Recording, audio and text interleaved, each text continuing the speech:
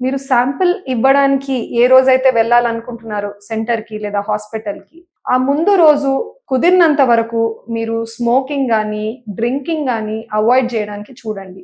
And also రాత్రి నిద్రబోయినప్పుడు ఎర్లీగా నిద్రబోయి కనీసం ఒక 6-8 గంటలన్నా మంచి నిద్ర ఉండేటట్టు చూసుకోండి.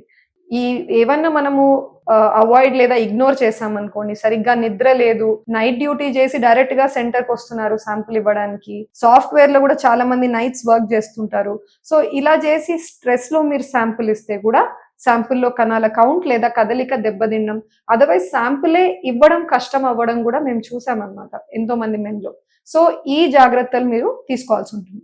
అండ్ ఇంకొకటేంటంటే, ఇప్పుడు కొంతమంది వాళ్ళు వేరే టాబ్లెట్స్ ఏమన్నా వాడుతుంటారండి. షుగర్‌కి కావచ్చు, బీపీకి కావచ్చు, లేదా సరిగ్గా నిద్ర రావట్లేదనో, లేదా సైకియాట్రిక్ ఇష్యూస్‌కి ఏవన్నా యాంటీ డిప్రెసెంట్స్ అట్లా ఏవన్నా మెడికేషన్ మీరు వాడుతుంటే షేర్ చేసుకోండి డాక్టర్‌తో. ఎందుకు షేర్ చేసుకోవాలి? కొన్ని డ్రగ్స్ ఉంటాయండి. నెగెటివ్‌గా మన కణాల కౌంట్ మీద ఎఫెక్ట్ పడుతూ ఉంటుంది. సో, అప్పుడు మనకు తెలియాలి. అది మన తీసుకుంటున్న టాబ్లెట్ వల్ల ఇలా అవ్వచ్చు. మనం ఇది ఎక్స్‌పెక్ట్ చేయొచ్చు అన్నది డాక్టర్‌కి తెలుస్తుంది. సో, ఈ విషయాలు ముందు జాగ్రత్త తీసుకోవాలి.